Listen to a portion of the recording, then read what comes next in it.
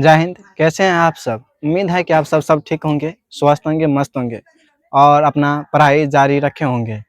तो हम सब कल पढ़ चुके थे कि संसाधन क्या है, संसाधन के कितने प्रकार होते हैं, सभी प्रकारों को देखे थे। आज समझते हैं कि संसाधन का महत्व क्या है, संसाधन क्यों ज़रूरी है। तो पहला है संसाधन के महत्व में जीवन के लिए आवश्यक। संसाधन जीवन के लिए आवश्यक है क्योंकि संसाधन भोजन, कपड़ा, मकान सब सब चाहिए, तो ये संसाधन के जीवन के लिए आवश्यक है। एग्जाम्पल देखिए इसका, तो संसाधन के बिना जीवन संभव ही नहीं है क्योंकि कपड़ा चाहिए ही चाहिए। कपड़ा, मकान, भोजन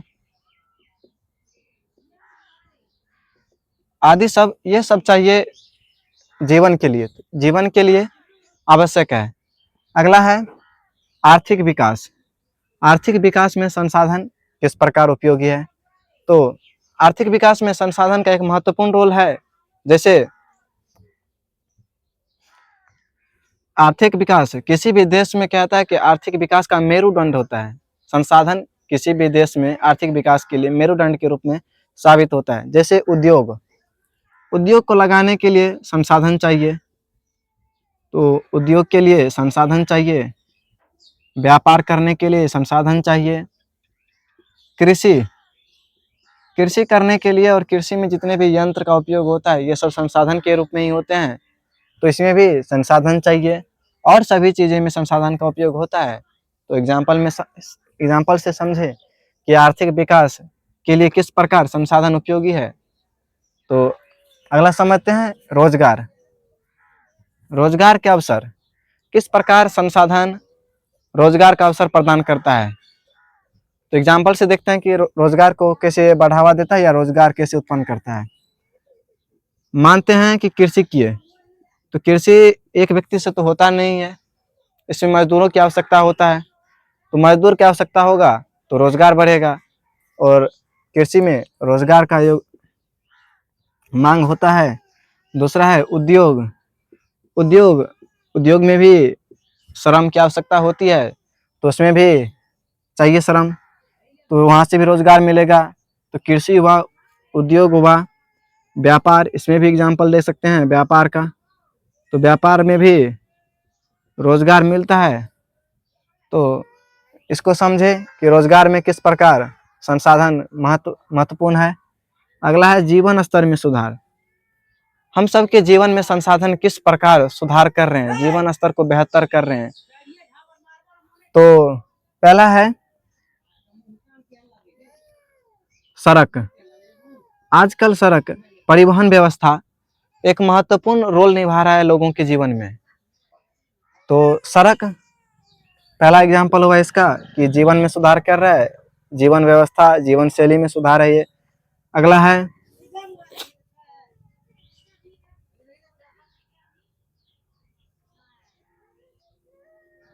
अगला देखते हैं अस्पताल, हॉस्पिटल। अस्पताल, स्कूल, कॉलेज, ये सब क्या है, सब जीवन में सुधार के लिए है। तो इस सब के बिना तो जीवन में सुधार हो ही नहीं सकता। स्कूल न रहेगा तो पढ़ाई कहाँ होगा, सड़क न रहेगा तो आदमी चलेगा कैसे, गाड़ी घोड़ा कैसे चलेगी। अगला है राष्ट्र को मजबूती। संसाधन राष्ट्र को मजबूती प्रदान करता है। जब जिस किसी देश में संसाधन होता है, वो देश हमेशा आगे रहता है और विकसित हो चुका है। हम सब उदाहरण के तौर पर देख सकते हैं जापान, अमेरिका, चाइना। भारत भी डेवलप हो रहा है लेकिन उतना नहीं हुआ है जितना होना चाहिए। समझते हैं संसाधन नियोजन क्या है। संसाधन नियोजन का अर्थ होता है संसाधन का विवेकपूर्ण उपयोग करना, सही तरीका से उपयोग करना, सही तकनीक के साथ उपयोग करना, जिससे संसाधन की बर्बादी न हो और यह बचे रहे और हमारे आने वाली पीढ़ी है उसके लिए भी रहे। पता चला कि हम सब भी इसका उपयोग करके खत्म हो चुका है, उस सब के लिए कुछ बचा ही नहीं। उस सब के समय इसका बेहतरीन रूप से टेक्नोलॉजी या बेहतर टेक्नोलॉजी आए तो और उपयोग कर सके। तो इसलिए इसका विवेकपूर्ण उपयोग करना विश्व के लिए एक चुनौती है। तो संसाधन नियोजन के लिए पहला होता है रणनीति तैयार करना। इसकी पहली प्राथमिकता होती है रणनीति तैयार करना। किस रणनीति के अनुसार इसका उपयोग करें कि सही इस्तेमाल हो इसका। दूसरा है, इसका अगला पॉइंट है, भारत के लिए क्यों जरूरी है? संसाधन नियोजन भारत के लिए इतना क्यों जरूरी है? यह एक महत्वपूर्ण पॉइंट है। यह भारत के लिए इसलिए महत्वपूर्ण जरूरी है क्योंकि एक पहले मैप बनाते हैं भारत का, फिर देखते हैं।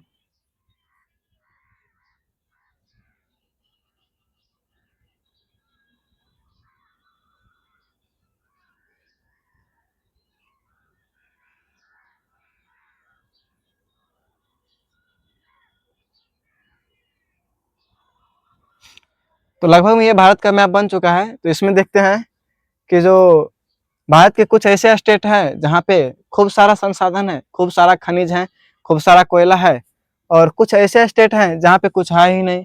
है तो एक ही प्रकार के संसाधन है, दूसरा प्रकार के संसाधन है ही नहीं। तो इसका एक स्टेट है छत्तीसगढ़। पहला है एमपी, यहीं पे है छत्तीसगढ़ बगल में, और यहीं पे है झारखंड।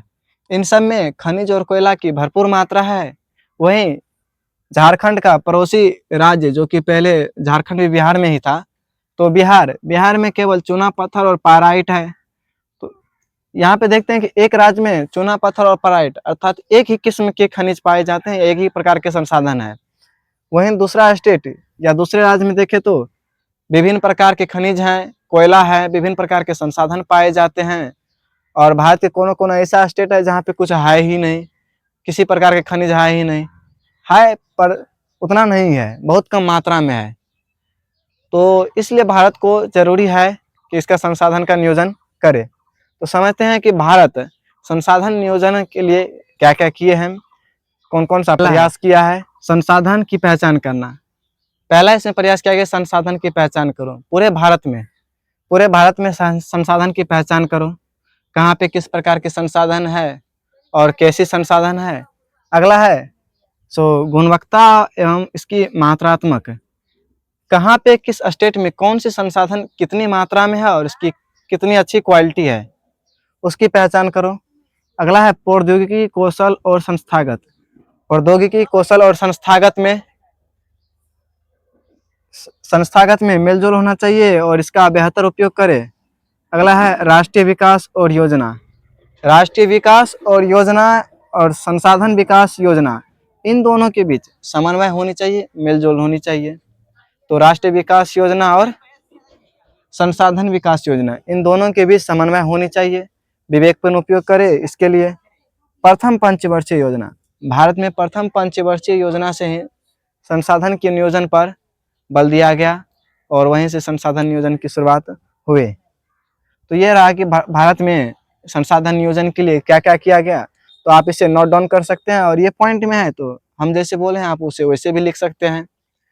तो अगला देखते हैं कि विश्व स्तर पर पूरे वर्ल्ड लेवल पर किस प्रकार से संसाधन नियोजन या संसाधन संरक्षण के लिए उपाय किया गया है, कौन कौन सा सम्मेलन हुआ, ये सब भी देखते हैं। और आगे यह किए गए विश्व स्तर पर कई प्रयास हैं। पहला है 1968 में क्लब ऑफ रोम सम्मेलन में वकालत किया गया था कि संसाधन का संरक्षण हो।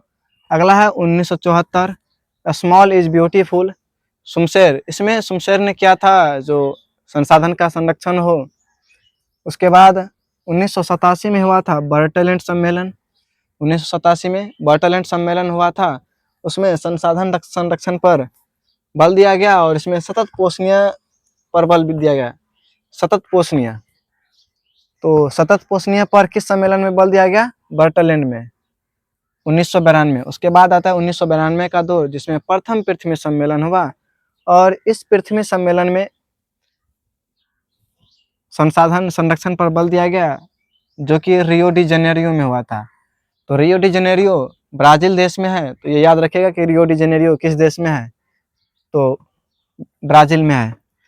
दूसरा है 1997 में द्वितीय पृथ्वी सम्मेलन हुआ था, 1997 में द्वितीय पृथ्वी सम्मेलन हुआ था और यह न्यूयॉर्क में हुआ था। तो आप सबके लिए क्वेश्चन है कि कमेंट में बताइएगा कि न्यूयॉर्क किस देश में है। अगला है 1997 क्वेटा सम्मेलन हुआ था और क्योटा सम्मेलन में मुख्य रूप से 6 ऐसे गैस थे जिस पर प्रतिबंध लगाए गए थे कि इसका उत्सर्जन कम करो, जिससे ग्लोबल वार्मिंग भी हो रहा है। तो ये सब हुआ था। 2002 में तृतीय पृथ्वी सम्मेलन हुआ था और तृतीय पृथ्वी सम्मेलन हुआ था। कुछ व्यक्ति का कथन है, एक-एक करके समझ लेते हैं मौखिक रूप से ही कि कुछ व्यक्ति का कथन क्या-क्या है। पहला है महात्मा गांधी। महात्मा गांधी ने कहा कि हमारे पास पेट भरने के लिए बहुत कुछ है, परंतु पेटी भरने के लिए कुछ नहीं। तो ये महात्मा गांधी का कथन है। दूसरा है मेघा पाटेकर ने नर्मदा बचाओ आंदोलन किया था पर्यावरण को बचाने के लिए। उससे अगला है सुंदरलाल बहुगुणा। आप सब इसको पढ़ चुके होंगे पहले भी कि सुंदरलाल बहुगुणा कौन सा आंदोलन किया था। तो ये कमेंट में बताइएगा कि सुंदरलाल बहुगुणा कौन सा आंदोलन किया था।